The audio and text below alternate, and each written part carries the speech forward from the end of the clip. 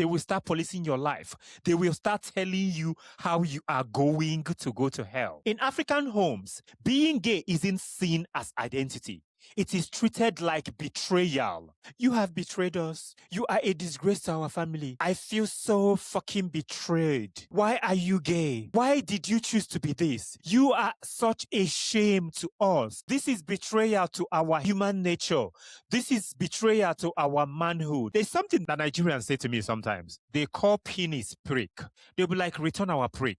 What are you talking about? My penis belongs to me, and I use it however I want to use it. And if I decide to suck on another man's penis, that is my fucking problem. If I decide to eat another man's backside, that is me. That does not have anything to do with you. That does not have anything to do with if I'm a good person, if I'm clever, if I'm kind, if I'm a pillar of the society.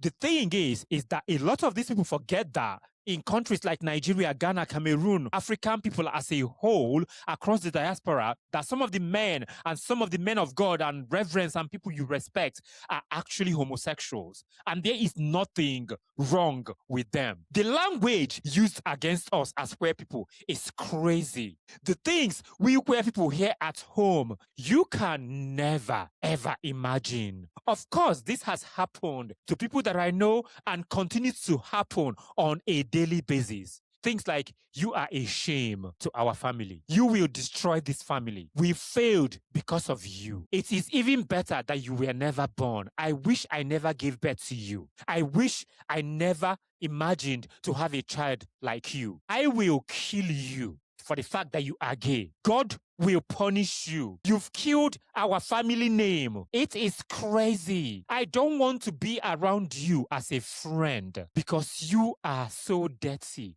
You are so ugly. You are so stupid and unholy. I don't want to have anything to do with you. I am going to strangle you to death with my bare hands because you are gay. Don't come around here. We don't want to see you. Never, ever come back home. And they think all of these things are okay. The thing is, a lot of our people forget that words mean a lot. Words are a massive weapon. The things you say out of your seasoning barren mouth, sometimes to your children, to your relatives, mean a lot. They are fucking harmful. Many of us queer people were emotionally killed long before we ever left home.